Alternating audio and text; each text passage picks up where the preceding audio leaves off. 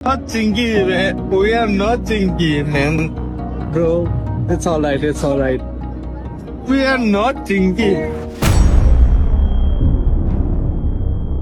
के बाहर हम लोग जाते हैं तो हम लोग को चिंकी चाइनीज बोला जाता है, ये नया बात नहीं है।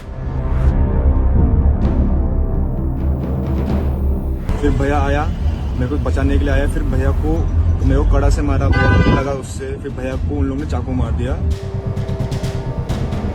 भारत माता की जय के नारे लगाने वाले देश में एक भारतीय छात्र को सिर्फ इसलिए मार दिया गया क्योंकि उसकी शक्ल भारतीय नहीं लग रही थी। वो चीन से नहीं था, वो विदेशी नहीं था, वो दुश्मन नहीं था, वो एक भारतीय फौजी का बेटा था। फिर भी उसे चिंकी, चाइनीज और मोमोज कहा गया और उसी नफरत ने देहरादून की सड़कों पर एक होनहार भारतीय छात्र की जान ले ली। अभी एक जैसे हम भी इंडियन है, वो भी इंडियन है। ये है कि हम नॉर्थ ईस्ट से बिलोंग करते हैं बोल के हम वो मतलब इन लोग गलत व्यवहार से पुकारते हैं, बोलते हैं, ये नहीं होना चाहिए। ये बेहद दुखद है कि अपने ही देश में त्रिपुरा के रहने वाले एंजल चकमा को पराया समझा गया अपनी शक्ल और बनावट की वजह से। उन्हें उन तानों का सामना करना पड़ा जो अक्सर पूर्वोत्तर के लोगों को चोट पहुंचाते हैं। लेकिन इस बार बात सिर्फ तानों तक नहीं रुकी, बल्कि बात खून खराबे और मौत तक जा पहुंची। देहरादून जैसे शांत शहर में एक छात्र का इस तरह मारा जाना हमारे समाज पर एक गहरा दाग है। एंजल चकमा देहरादून की जिज्ञासा यूनिवर्सिटी में MBA फाइनल ईयर की पढ़ाई कर रहे थे। उनके साथ उनका छोटा भाई माइकल भी था जो उत्तरांचल यूनिवर्सिटी का छात्र था। दोनों भाई सेलाकुई इलाके में रहकर अपने भविष्य के सपने बुन रहे थे। लेकिन 9 दिसंबर 2025 की उस शाम ने सब कुछ बदल कर रख दिया। शाम के वक्त एंजल और उसका छोटा भाई माइकल रोज की तरह कुछ घरेलू सामान खरीदने के लिए बाजार निकला हुआ था। वो अपनी धुन में जा रहे थे, लेकिन तभी रास्ते में कुछ लड़कों ने उन्हें घेर लिया। बाइक और स्कूटी पर सवार ये लड़के इन दोनों भाइयों को देखते ही फप्तियां कसने लगे। माइकल बताते हैं कि वो लड़के उन्हें चिंकी, चाइनीज और मोमोज कहकर चिढ़ा रहे थे।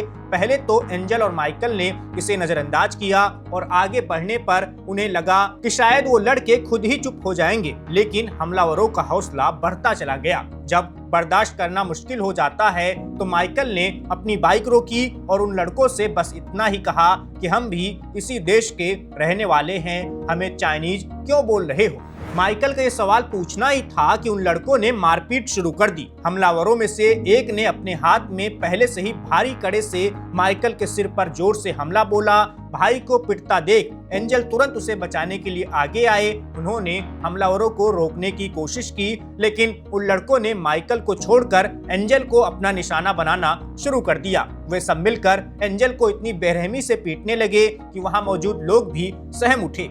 एंजल के मामा ने बताया कि वो रात उनके परिवार के लिए किसी डरावने सपने जैसी थी। हमलावरों ने सिर्फ कड़ों से ही नहीं बल्कि चाकू से भी एंजल के पेट पर जबरदस्त वार किया। वो लोग एंजल की गर्दन पर कड़े से तब तक प्रहार करते दिखे जब तक उसकी गर्दन पूरी तरह से फट नहीं गई। काफी खून बह जाने के बाद भी हमलावर नहीं रुके।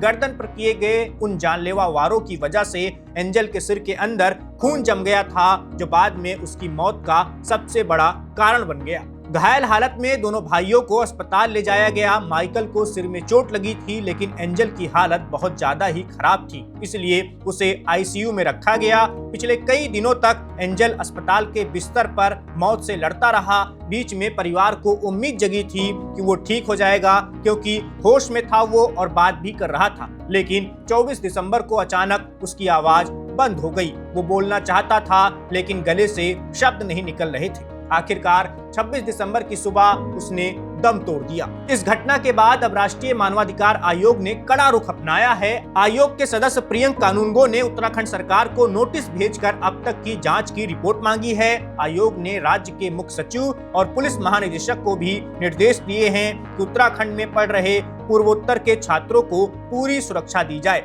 आयोग ने साफ कहा कि अगर सुरक्षा में कोई लापरवाही हुई तो इसे मानवाधिकारों का उल्लंघन मानकर सख्त कार्रवाई की जाएगी। नॉर्थ ईस्ट स्टूडेंट यूनियन ने भी पुलिस की ढिलाई को लेकर सवाल उठाए थे, जिसके बाद अब प्रशासन हरकत में आया है। एक माँ का बेटा और एक भाई का सहारा आज सिर्फ इसलिए छिन गया क्योंकि कुछ लोगों की नजर में वो अपने ही देश में विदेशी था। इस खबर में बस इतना ही। मेरा नाम वैभव है, आप देखते रहिए one India. Subscribe to One India and never miss an update. Download the One India app now.